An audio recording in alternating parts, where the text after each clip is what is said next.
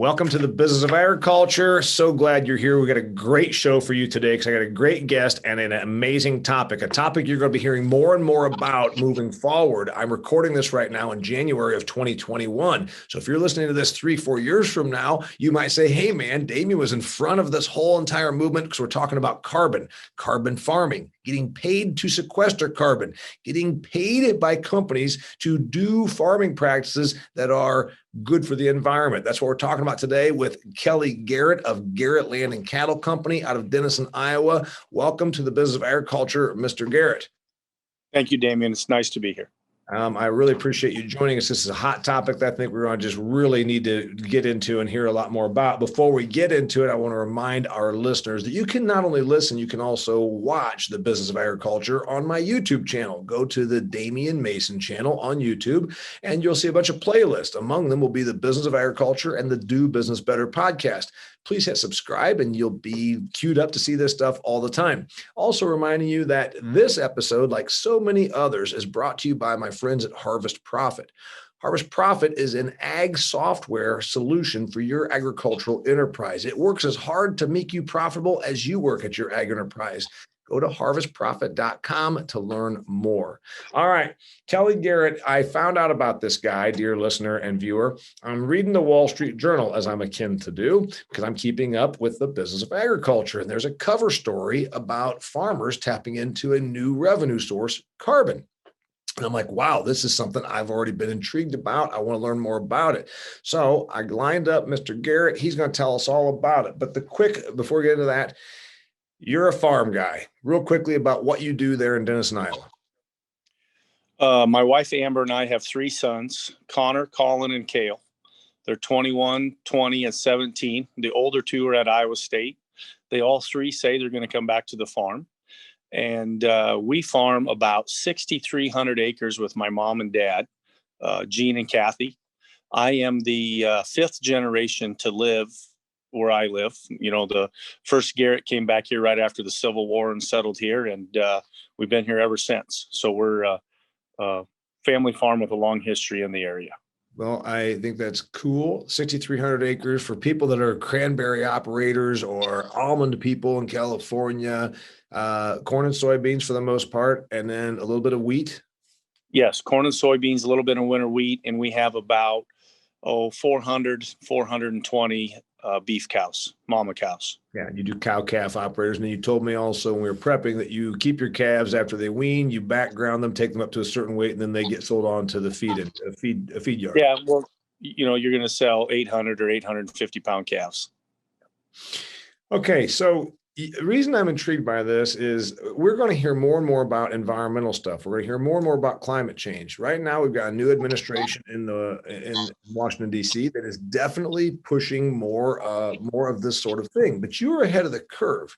You have a situation where you have a company, not even an ag company, a company called Shopify that's paying you money to do certain farming practices so that they then can go to their customers and say, we are offsetting our carbon footprint by putting our carbon on this farm in Iowa. Does that pretty well describe what's going on?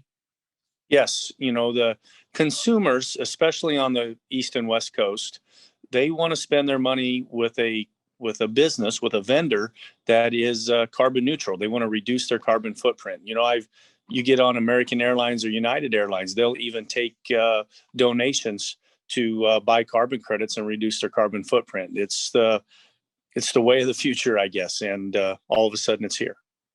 Yeah, so it's part marketing because these large companies want to be able to tell their customers who say, we will spend money with you, Shopify, United Airlines, but we want to be sure that you are good stewards of the environment. And how are you offsetting your carbon? Because they still have to use carbon we still emit carbon when we're flying airplanes or running those tankers across the sea or what have you. How did this come about for you? So I'm part of a website named extremeag.farm. It's a website of 6 high yield farmers across the United States, and an agronomist is the 7th partner. One of the partners in North Carolina is a guy named Kevin Matthews, good friend of mine. And Brian Giepre of Locus Ag Solutions contacted Kevin and they were looking for an early adopter of to be in the carbon market. And Locus was working with a carbon market named the Nori system, which is out of the Seattle, Washington area, I believe. And Brian described to him what he needed to do and things like that. And, Kevin brought it to the rest of us. We talk or text every day. And I was pretty intrigued because I knew with my farming practices, in Western Iowa, that we would probably be a good candidate for it. So I contacted Brian, and, it was really is a low risk deal for us. We just needed to validate our information and see where we qualified. Yeah, Kelly, real quickly though, a couple of those names, I want to make sure I got it. Of course, extremeag.farm. And when you're done listening to this, dear listener and viewer, you can go and check that out. That's Kelly and 6 other people like himself that are progressive farm people that do that.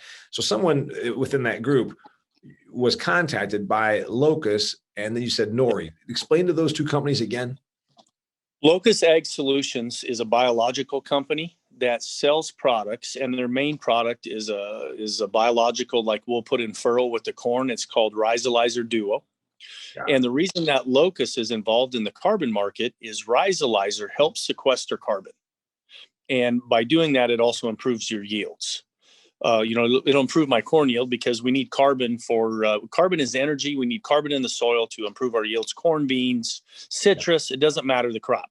Nori is the carbon marketplace. They're the ones that bring the buyers and sellers together. So Nori is a broker, if you will, that is out of Seattle. Doesn't matter where they are because you're in Iowa, and they operate by saying, here's this company that wants to pay money for carbon offsets, and then to do that, I need acres. Is that absolutely? They need acres in there, where they need credits. They need carbon credits, which they come from acres. They need carbon credits in their system, in their marketplace, to attract buyers. Okay, so you were contacted, or your organization that you're a part of was contacted, then you pursued it with Nori, and then take me from there. So we pursued it with Nori. My aunt is our bookkeeper on the farm, and she did the bulk of the work. I got to give, Aunt Connie, I got to give her a lot of the credit. All right. She did a lot of the work.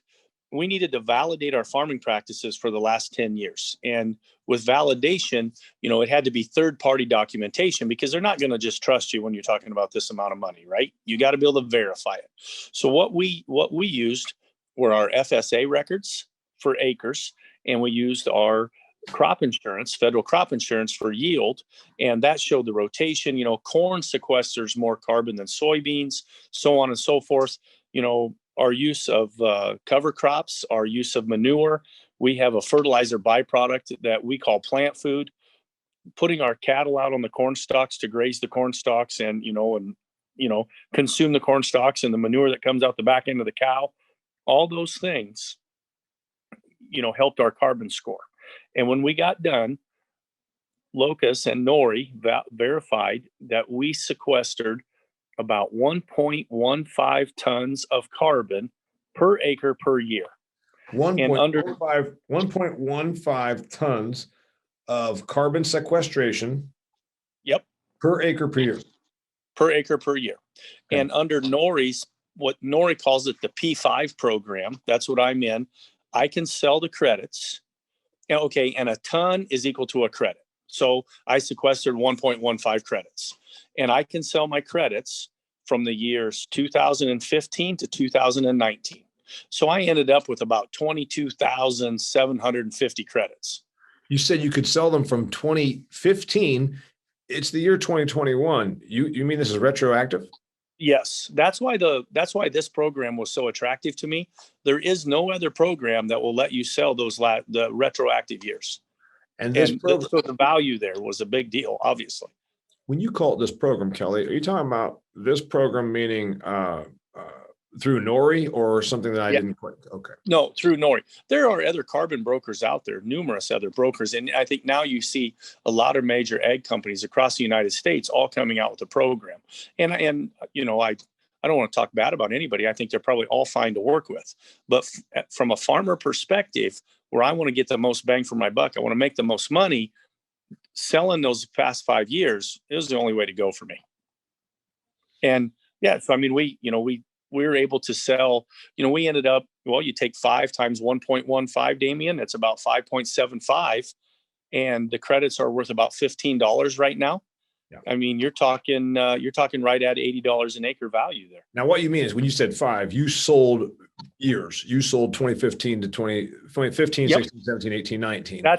That's how I sequestered that many credits, the sum of those 5 years. Yes. And that's across every acre. So what we're talking about there is, what would you say the carbon, what was 1 ton worth? 1 ton or 1 credit's worth $15. Okay. What if okay, well, I want to keep to my outline here because I have so many questions to get through with you. You united with a company called Shopify. Shopify is a tech company. They're a West Coast tech company, right? Absolutely. You had no real communication with them ahead of time. This is where this broker came in. Right. Shopify expressed to Nori that they wanted to buy credits to offset the emissions from their Black Friday sales. Yep. So they bought 5,000 of our credits. We got a check for $75,000, and they advertised that they offset their credits. It's a feel good story. They're trying to be as stewards of the environment. Mm-hmm. Okay. Now, I saw the Wall Street Journal says that there was a picture of you. They took it because Shopify wants to tell all of their customers, hey, look at this guy out here in Iowa, and you're holding a $75,000 check. Say, we paid this guy, a family farmer in Iowa. It's a good story. And that's where our carbon is going. Now, the thing is, how did you determine the comps? How did you know, did you look at other places and say $15 is a good number? No, once we committed to Locus and Nori, we didn't look at anybody else. I read about a few of them lightly, but I didn't dive into them very far. And, the reason was I kind of committed to Nori. We developed a relationship with them. We had about 55 or 60 hours into the paperwork and the validation process. And again, selling that 5-year period was the biggest value, was the most money to be made. There seems to be, I agree. There seems to be a bit of variability. I'm reading, because this is something I find intriguing as it pertains to the business of agriculture, is there's going to be this increasing growing thing called the carbon market. And in fact, I just pointed out when I saw your article, I put it on social media. I said, I get it, but what's if I want to sell a bushel of corn on a March 22 contract, I know how I can sell that, and I know how much for, and maybe a little bit of basis, whatever that thing is. How do I do that here? You'd have to contact a carbon broker, which there's quite a few of them, and see what they've got to offer. Nori, I did use the analogy one time that Nori's like the board of trade for carbon, and in a way it is, but there are many carbon markets out there, and you just need to identify with the one that you can work most easily with, that's in your area, I guess, or that you can become acquainted with. And, I suppose at some point, Damian, the government will probably become involved, with the administration we've got now, and it'll become more regulated, which there'll be positives and minuses to that. But right now, it very much is, you're just meeting someone and brokering a deal. It's just a simple barter system. And it's very much a grassroots deal right now. Yeah. And there is a lot of variability. That's a good word. Yeah, it's nascent. I mean, this is not something that we've been doing. You've been selling corn and soybeans since you were riding in the truck with your grandpa. I'm sure you get that. This is all pretty new. It's not the wild, wild west, but it's also certainly not as well established as the whole Chicago Board of Trade, et cetera, CME Group, I guess, as it is. You got a $75,000 check, and that's for years that have already happened. What about last year and this year? The plan is that we will validate again or verify again after the 2022 crop year, and then we'll sell the years 2020, 2021, and 2022. Okay. Because we want to have a larger chunk when we do it. That would be the idea. And then, you go back to Locus's product, Rhizolizer. They are telling, and I've yet to verify this. I've had some good results in my irrigation, but I've yet to verify this on a widespread manner. They're saying Locus advertises that the Rhizolizer if you're sequestering 1 ton, which I approximately did, I will go to sequestering 3 ton. That is why they are involved in the carbon market, is because of that product. And now when you're talking $15 a credit, Damian, you can see the value of sequestering 3 ton instead of 1. Look at not only are your yields going to go up, but look at the value you have in the carbon market. That's that's the play right there. Yeah, got it. The contract. You told me about these different ones. It's not a standard. There's not a set one, because you went from a 5-year history. Now you're talking about doing it with the next, 3. Yep. Can you do one? Can you do one where it says, here's what I'm going to do next year. Can I get paid for it next year when I do it? Yes, there, again, with the variability, any carbon market that you find, I think you're going to find a contract that you want to do that is open to you. When I read the Wall Street Journal article in here, it gave me a lot of thoughts, and I'm going to get to those as soon as I tell my listeners a reminder that the business of agriculture is brought to you by Harvest Profit. Nick Horeb is a good dude. He's a North Dakota guy. He's up in Fargo. Doesn't matter where he is, because you can do business with him regardless. He's got customers in 26 states, 4 Canadian provinces, because it's farmers and ag enterprise owners that want a software solution that helps their business thrive. Go to harvestprofit.com for a free 14-day trial. And you know what? Check out some of the articles that Nick Horeb writes, because you're going to find he's a pretty sharp guy. He could actually give you some insights that you can use for your own business. All right.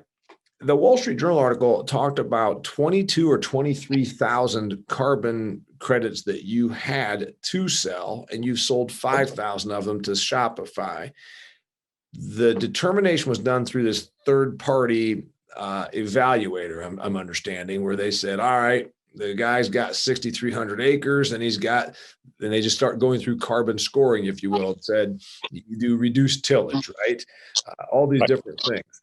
So they looked at your tillage practices. They looked at your cropping practices. They looked at your livestock situation. And then, is it an ag person doing this? Who comes up with what the carbon number is?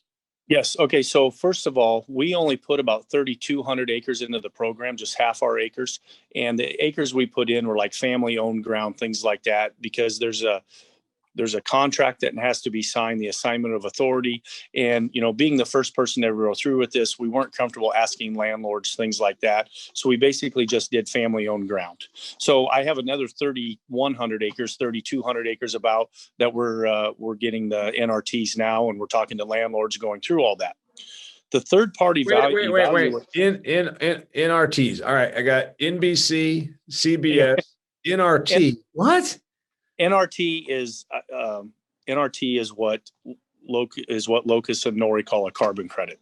I don't know exactly what it stands for. That's embarrassing. I should be able to tell you that, but I don't. Yeah, it's a credit. I have another 3,300 acres that we are verifying right now, and we will be getting carbon credits for those. And hopefully we will double the amount of credits that we have, because we essentially have half our acres in the program right now to get those 22,750. But you've only sold, okay, so you've got 22,500 or 700 and some. So you've sold 5,000 of them. What about the rest? We sold 5,000 of them right away to Shopify.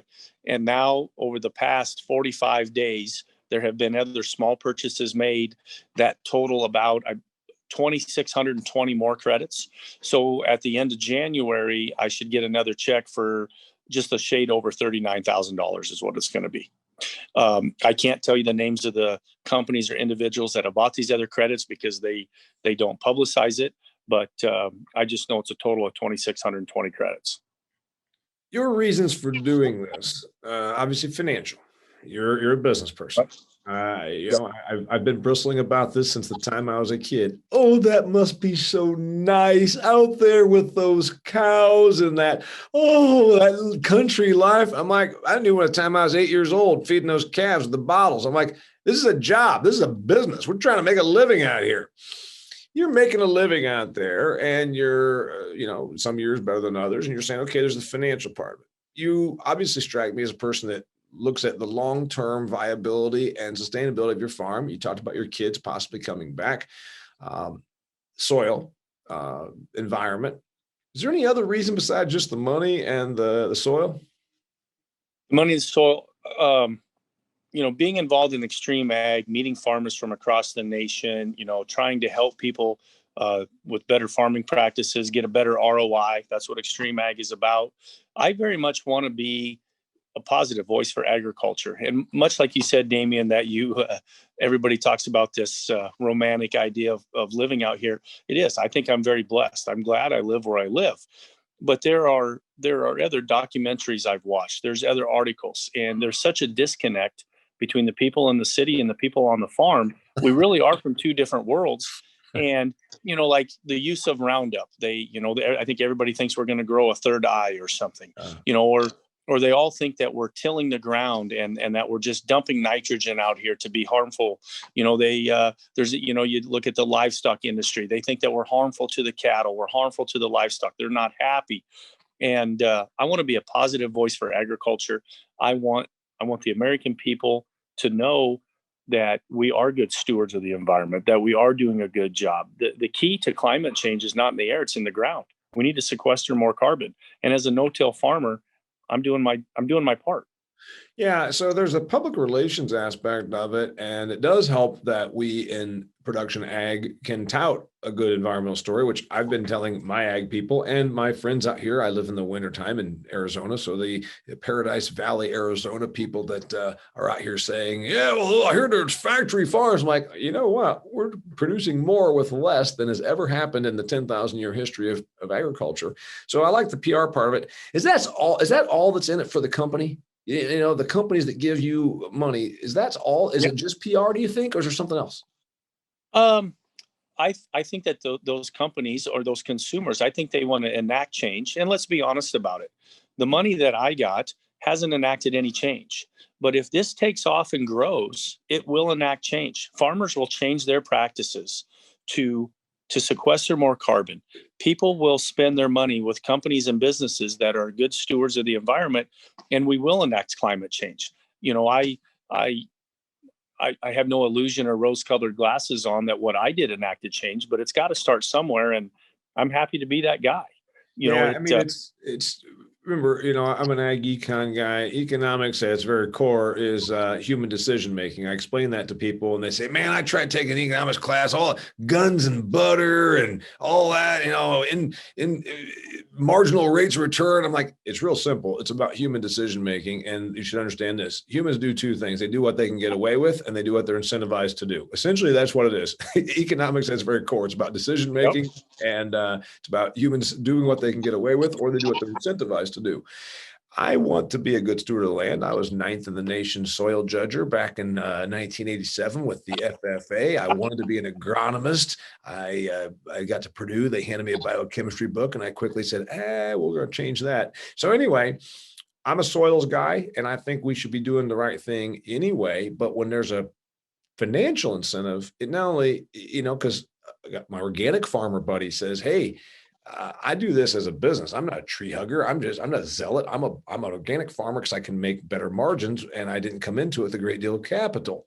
But you know what? He says, I got to make more money because those first 3 years I lose money, things like that. So there's opportunities, I think, that could help a lot of different farming entities, whether it's you, a commodity producer, or someone that's in a more niche category. What would prevent a company from promoting that they're doing this without really doing it? Because they don't have to spend the money on their offsets. Yeah, that's what I'm saying. So in other words, if I'm just a greedy, evil corporate tyrant, I could, Kelly, just say, hey, you know what? We buy carbon offsets just like Shopify does. That's what we do. And then is there a policing right now? There's not really a policing system. There's no policing system. There's no watchdog. On Google's homepage, I think it says they've been carbon free since, is it 2007 or something? It's at the bottom of the page. I hope they're telling the truth. Who knows if they are? There is no system. Okay, so how do you know? Should I tell everybody I'm carbon neutral? I don't know. It makes you wonder. Okay, I got to ask the obvious question.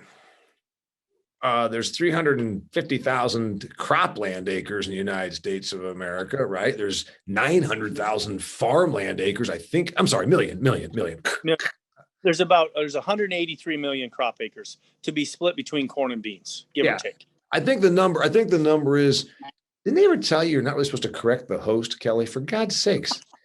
Well, you were struggling there a little bit.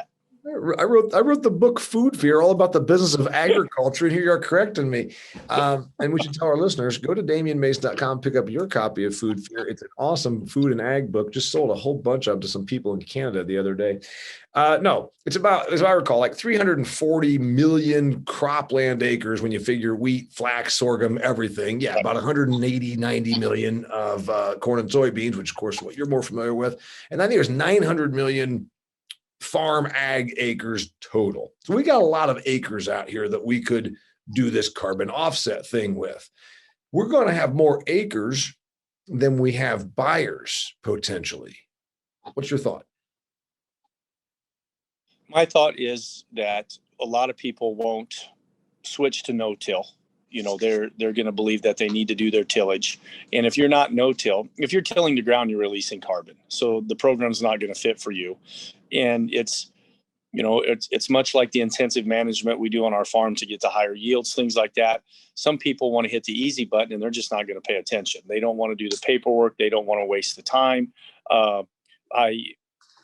That's definitely a possibility. There's more acres, but I doubt it. I doubt that many people will pay attention. There are people that will, and like you talked about being an early adopter, there are others that I've driven out there in Iowa and southern Minnesota in January, and I saw all that beautiful prairie ground that had been tilled, some of even moldboard plowed. And I thought, I know why you're doing this, because it's going to catch sunlight. It's going to get you those thermals in April, and you're going to get out and plant. Even though you shouldn't be planting corn April 15th in Minnesota, you're going to do it anyhow. Now, of course, you're losing 8 tons of soil per year by doing that. Anyway, I'm a no-till proponent myself. So you think we're not going to outpace availability of carbon buyers only because a lot of folks are going to stick with their cropping practices rather than making $15 an acre. Exactly. I mean, the people, how often when you're talking to people and they'll be like, well, this is the way we've always done it. This is the way we've always done it. We've always made a living. Why would we change? Why would we do something different? Wait. Are you saying that farmers are stuck in their way and bullheaded and not adaptive to change? Yes. Very much. Okay, you said it. It's my guest that said it, dear listener. I would never say such a thing. Okay. It's a very stereotypical statement, but I don't work any harder. I'm not any smarter than any other farmer. The only thing that I would have ahead of some people is I'm not afraid to try something new. And we're going to try it on a small basis and see what works, and then we'll adopt it to the whole farm if it's good. There are more things that fail than work, but I never stop trying to get better. And a lot of people want to hit the easy button and they just want to keep going forward. All right. I agree with you. And I think that's admirable. And, I'm all about still looking ahead. And that's one of my big things I talk about to my crowds. What happens if you sell your farm tomorrow? And we're out of the program. Okay. But you at least have gotten what you got for what you did. So yeah. Okay. And then if there are forward paying, like, yep, as long as you do this every year, we're going to pay you. But then, of course, if the new operator makes a change, then he'll be out. Can I do pasture? Can I get carbon credit for my pasture? I've been asked that question, and they don't really have a good answer for that. This was on row crop was what they were touting and pushing. And, the grass obviously is sequestering carbon. It's conducting photosynthesis. That's what sequestration is. Yeah. But nobody really has a program on that yet. CRP ground qualify? I know that I've got 16 or 18 acres in CRP, and the only thing they told me is I can't harvest anything off it. But by golly, if I could make money, is that something I'm allowed to do? Not under the program I was in. The grass is not it. It was a row crop program. Okay. All right. The future. We're not all going to be doing this. We talked about it. You said some people are just going to stick with what they do, but there's going to be certain people that decide to get on the carbon thing. What about 10 years from now? We're going to have electric cars. They just shut down the Keystone Pipeline. It's all going to be a different thing. Does this go away? because we moved on to a new crisis? I'm being honest here. In my opinion, no. I don't want to get totally political on the Keystone Pipeline, things like that. But I have a couple friends in Des Moines that have a Tesla car. It's amazing. Never been in a car that can set you back in the seat that fast. And it makes less noise than an electric golf cart. Oh, it's so quiet. Yeah. It was a wonderful experience to ride it, and it was neat. But to come out here and to think that it's going to be all electric out here in the country, when you're operating and you can't get close to that charging station, I don't know how we're going to accomplish that in 10 years. Never say never, but it looks pretty far-fetched to me. Living in Des Moines, living in Omaha. It's one thing to say you got a passenger car that's going to run around Des Moines and it goes and gets charged up. Now I got a 475 horse tractor over here that I need to actually pull my 24-row planter. How are we going to do that with yeah. So exactly.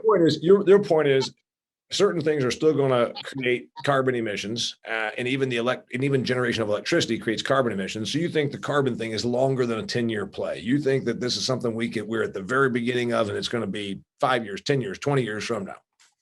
I believe it will, because it's the key to climate change, and I think it will do nothing but grow that movement. I understand. Kelly, by the way, we just lost your picture. There you are. I want to keep your bald head on here for this the video.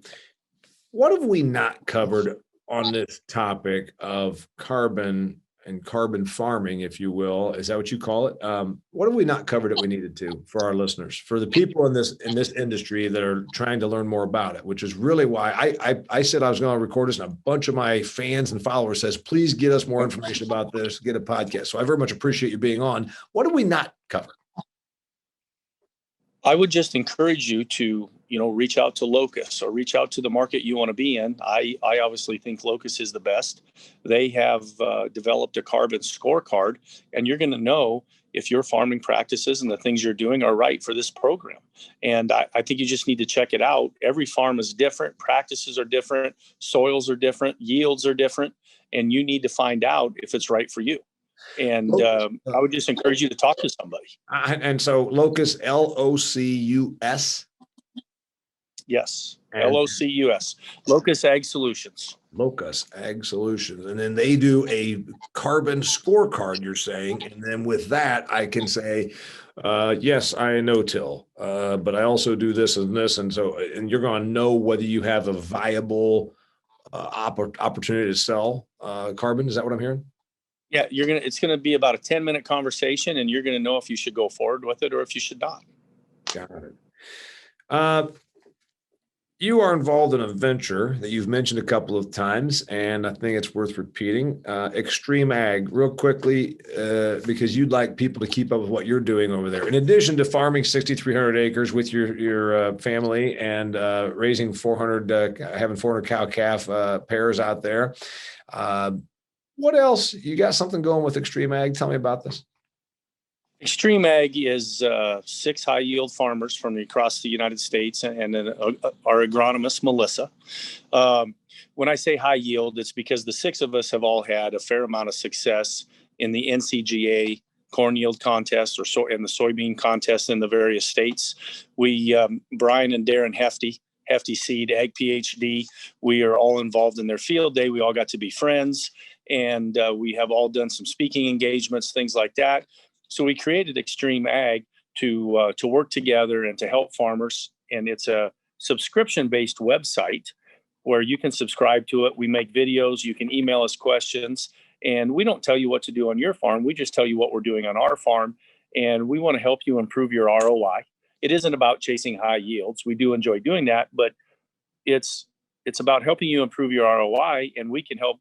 We believe if we can answer one question, we'll help shorten your learning curve and maybe help you do a better job easier.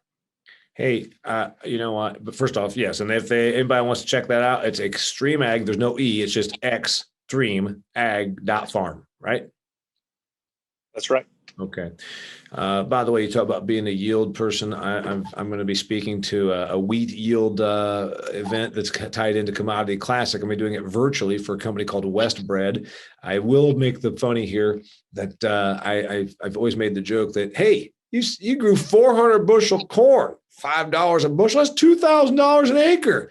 But it costs you $2,700 to do that. But hey, you got a trophy, right? Right. you fertilize the hell out of it. You're out there every night with your spade. It costs you $700 more than you made on that acre, but you got a trophy. Anyway, it's a bit like the livestock showing people. Yeah, you got a blue ribbon and a banner. Only cost you a $14,000 steer that's now hanging on the hook over there at the packing plant, and they gave you $1,600 for it, but that's okay. All right. I think we can always joke about some of these things. Closing thoughts. You got any? Carbon farming, future. Carbon is the key to higher yields. It puts energy in the soils, helps the microbial activity in your soils. I want to sequester as much carbon as I possibly can because it's what's best for my soil, which is best for my crops. The fact that I can now sell it in the carbon market and, hopefully it will help the environment someday. That's great. That's a feel-good story. I don't know why anybody would not want to be part of it. His name is Kelly Garrett. He told you how to find him at the website extremeag.farm. My name's Damian Mason. You have just concluded another wonderful, educational, informational, insightful episode of the Business of Agriculture, which is brought to you by Harvest Profit, a software that makes your farm or ag enterprise more profitable. You can go to harvestprofit.com to check it out and use it for free for 14 days just to see if it's going to work for you. And I promise you it will. My name's Damian Mason. His name's Kelly Garrett with the Garrett Land and Cattle Company of Denison, Iowa. I thank you for being a guest. Thank you, sir. I enjoyed being on. You betcha. Till next time, it's the Business of Agriculture.